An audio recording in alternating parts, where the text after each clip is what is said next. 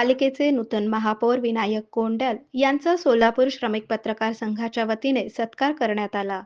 यावेळी महापौर विनायक कोंडल यांनी प्रसार माध्यमांना आपली प्रतिक्रिया दिली। प्रलंबित आहेत त्या प्रश्नाला वाचा फोडण्याचं काम हे पत्रकार असेल, अनेक आमचे लोकप्रतिनिधी असेल या ठिकाणी आम्ही करत असतो। आणि निश्चित माझ्यावर खूप मोठी शहराची जबाबदारी आहे, ती माझं प्रामाणिकपणे मी या ठिकाणी जे काय आपल्या शहरासाठी आपण करू शकतो ते मी प्रामाणिकपणे या ठिकाणी मी प्रयत्न करणार आहे।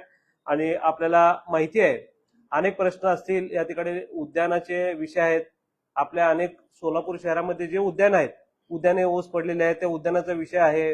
परत तसेच आपले जे स्मशानभूमी आहेत, स्मशानभूमी देखील या ठिकाणी जवळपास आपल्याला 60 50 स्मशानभूमी आहेत या ठिकाणी। त्या अगेन्स्ट आपल्याला फक्त स्मार्ट सिटीच्या माध्यमातून 14 स्मशानभूमीच्या या ठिकाणी सुशोभीकरण करण्यात आलं। पण त्यात बाकीचे जे काय अजून राहिलेले आहेत त्याच्या देखील आपल्याला या ठिकाणी काम करायचं एवढं सांगतो। आणि सोलापूर शहरामध्ये स्मार्ट सिटीच्या माध्यमातून अनेक कामं या ठिकाणी झालेले आहेत, पण त्याचं मेंटेनन्स न होता या ठिकाणी मेंटेनन्स कसं केलं पाहिजे झोनच्या माध्यमातून, जोपर्यंत झोन निर्मिती होत नाही। मी जेव्हा महापौर झालो मला एकच कारण का मी हातदोड भागातून मी या ठिकाणी निवडून आलो, गेले 4 टर्म झाले मी हातदोड भागाचं त्या ठिकाणी प्रतिनिधी करतो। समाजातले जे काही शेवटचे बारीक सारीक जे गोष्टी आहेत ते मला सर्व ज्ञात आहेत।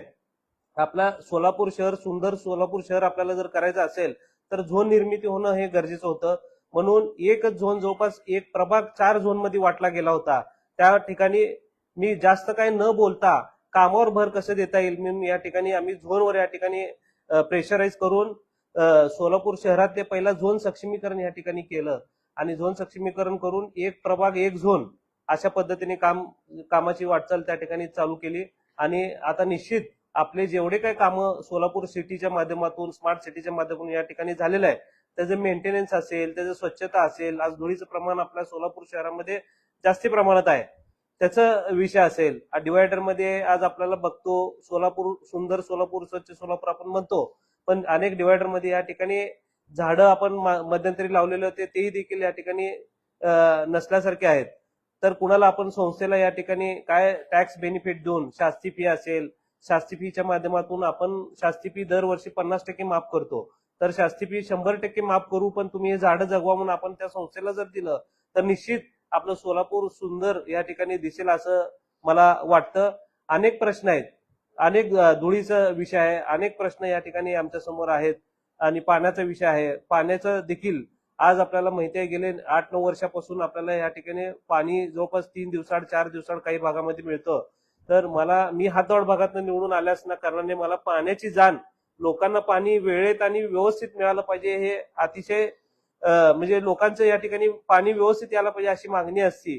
म्हणून मी पाण्यावर या ठिकाणी काम चालू केलं। आणि निश्चित माझ्या हातून जेवढं होता येईल तेवढं मी आयुक्त साहेबांना देखील या ठिकाणी बोललं की आयुक्त साहेब की गेले आपले जे पूर्वी रिटायर झालेले जे अधिकारी आहेत, जवळपास 6-7 अधिकारी आहेत, त्यांना अतिशय चांगला अनुभव आपल्याला सोलापूर शहराचा आहे। आपल्याला ह्याच्या आधी आम्ही 2 दिवसाड पाणी या ठिकाणी घेतलं होतं,